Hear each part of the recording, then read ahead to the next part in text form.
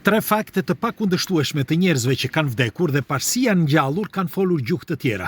Fakte të dokumentuara. Viti 2022, në Itali, në Padova të Italisë, në spitalin kryesor të Italisë, ndodhi një fakt i çuditshëm. Një burr 50 vjeçar pati një iktus. E shtrua në spital urgjent. Edhe pas 12 minutash, një gjë e tillë kështu, e provuan, ai po u ikte nga duart. Pas gjysmore u deklarua i vdekur. U ringjall, por pas disa orëve, u ringjall vetvetiu. Askush nuk di dhe nuk e shpjegon dot se si u ngjall ai njeri, por kur u ngjall fliste në gjuhën slave. Madje edhe theksi që fliste në italisht e fliste në gjuhën slave. E çuditshme e kësaj historie është që ai nuk ishte asnjë kushëri, asnjë njeri që lidhte shtëpinë e tij ose familjen e tij me gjuhën slave. Fare. Dhe doktori që ka studiuar këtë mister, thot që është drejtori i spitalit, thot që nga viti, me fjalë vitet e fundit, që nga vitet 90 deri sot janë regjistruar 119 raste të tilla. Ky ishte rasti 118 raste të tilla dhe ky ishte rasti 119.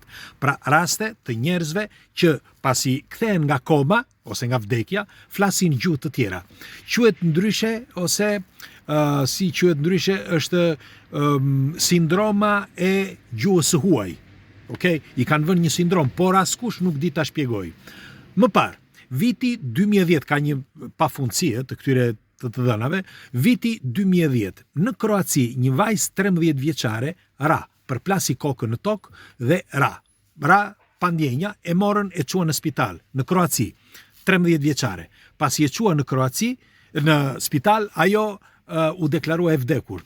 Familja saj u çmend, qanin, ulërinin, etj. Dhe u munduan mjekët për 2 orë rresht që të mund ta sillnin jetë. Asgjë. Pas 4 orësh, vajza u kthye vetë në jetë. Dhe tregonte eksaktësisht atë çka kishte parë. Kishte parë prindrit e saj, kishte parë njerëzit që qanin, doktorët, të gjithë. Dhe momentet që ata bënin ato testet për ta sjellë në jetë. Dhe çudia e saj është që ajo tha që u gjend në të njëjtën kohë në një familje gjermane. Dhe ishte bia e një familjeje gjermane. Dëgjoni me kujdes, është e dokumentuar kjo. Dhe çudia është që tregonte eksaktësisht se kush ishin. Me fjalë, paraqitjen e tyre, veshjen, etj, ku punonin, çfarë bënin, etj. Dhe si përfundim, ajo fliste, kur u kthye në jetë, fliste në gjuhën gjermane në mënyrë perfekte. Nuk e kishte harruar gjuhën, me fjalë kroate, fliste kroatisht ose kroacisht, si quhet, por e fliste me një theks gjerman. Pra, sikur në mendjen e saj ishte më parë gjermane se sa kroate. Por nuk mbaron këtu ky mister, sepse pas disa kohësh, kaluar 11 vjet, mos gaboj, dhe vajza i kërkonte me ngulm, sepse në mendjen e saj ishin ata njerëz aty që ajo kishte takuar prindër ose thuani si të doni, të atij shteti tjetër, pra gjerman. Dhe si përfundim ajo kërkonte me atë që të shëmbëllenin me atë që ajo kishte në mendje. Dhe pas një sër kërkimesh, rastësisht pa një fotografi. Një fotografi në internet. Pak të fotografin dhe tha, ua, ç'është kjo? Dhe me pak fjalë, në vitin kur ishte, sepse ndodhi në vitin 2010, 2021 ajo pa fotografin, në vitin 2023, kur ndodhi pandemia, sepse ishte momenti që kishte përfunduar pandemia, shkoi dhe takoi këta prindrit. Pra, prindrit që nuk ishin të saj. Megjithatë, kur i takoi, ndodhi një fakt i çuditshëm. Ajo, përveç se u ndjesi në shtëpinë e saj, ata i thanë që u kishte vdekur një vajzë, pikërisht pra vite më parë, dhe ajo vajzë ishte i ngjasonte shumë kësaj kroateje.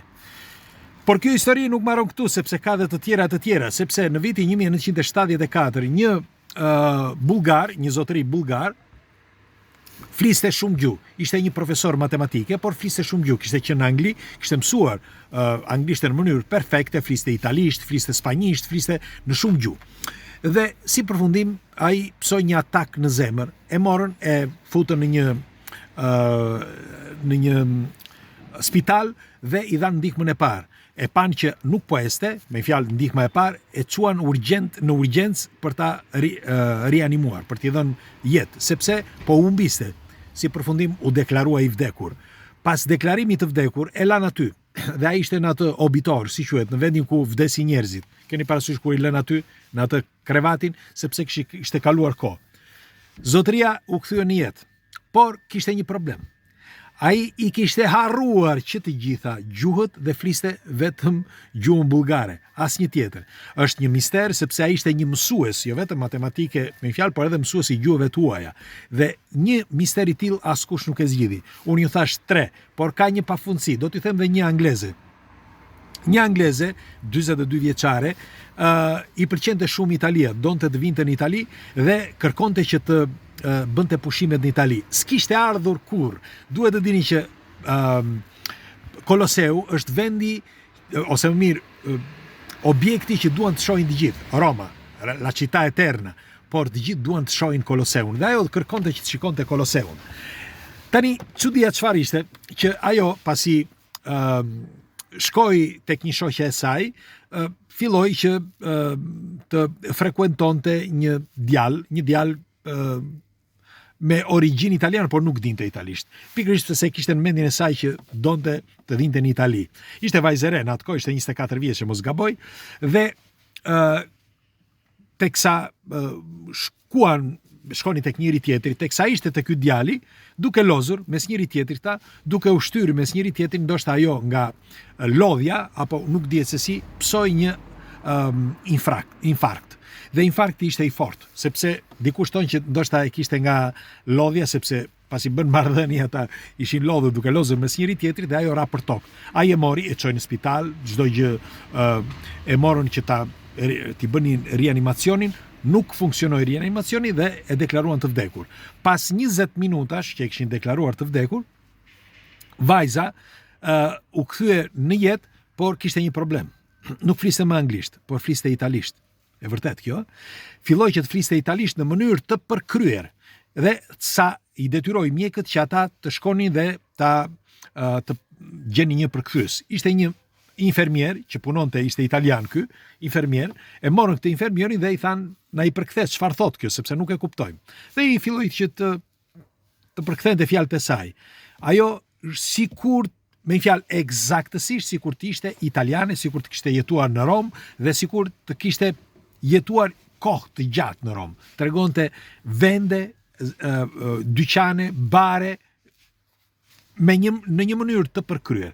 Askush nuk e shpjegoi këtë, sepse pas 4 muajve apo 5 muajve një gjë e tillë filloi që të reduktohej gjua, sa ajo qante sepse kërkonte që ta njihte atë gjuhë, por me kalimin e kohës u reduktua derisa ajo nuk mund të fliste më italisht. Megjithatë, pas një vit e gjysmë, kush e mori vesh një psikolog italian, së bashku me gruan e tij, me bashkëshorten, dhe i bën një bilet kësaj vajtje ardhje për ta studiuar në Itali, pra në Rom, dhe njëkohësisht edhe për të vizituar Romën. Më në fund, ajo vajzë pas disa kohësh, pra që kur ishte e vogël që donte të vinte në Itali, shkoi dhe vizitoi Romën.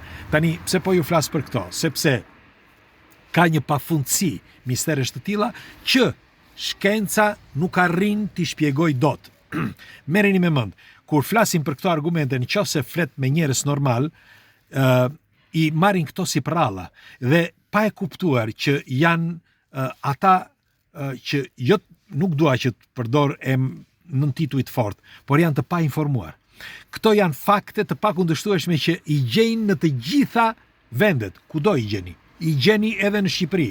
Ka në Shqipëri, në Kosovë, Maqedoni, Mallzi, në Itali është mbushur, sepse siç u thash vetëm në një kohë shumë të shkurtër, në Itali që nga vitet 90 deri tani janë 118 raste, 119 me këtë italianin. Dhe janë fakte që askush nuk mund t'i shpjegoj dot, dhe njëkohësisht ne na marrin telefon sepse unë vrap nga puna. Më falni, duhet iki vrap sepse doja të bëja një video për ju, më kujtua ky argument se është vërtet shumë i rëndësishëm. Megjithatë, ju çfarë mendimi keni? Çfarë ndodh me trurin e njeriu që mund të flas gjuhë të tjera? si është e mundur një gjë e tillë? Çfarë ndodh në trurin, sepse ky është një fakt, pik dhe kaq. Nuk po them që mund të jetë e vërtet, por është fakt. Por çfarë ndodh me trurin e njeriut që flet gjuhë të tjera? Pres komentet tuaja dhe nëse është e mundur, nëse njihni raste të tilla, na i thoni. Kalofshi i bukur.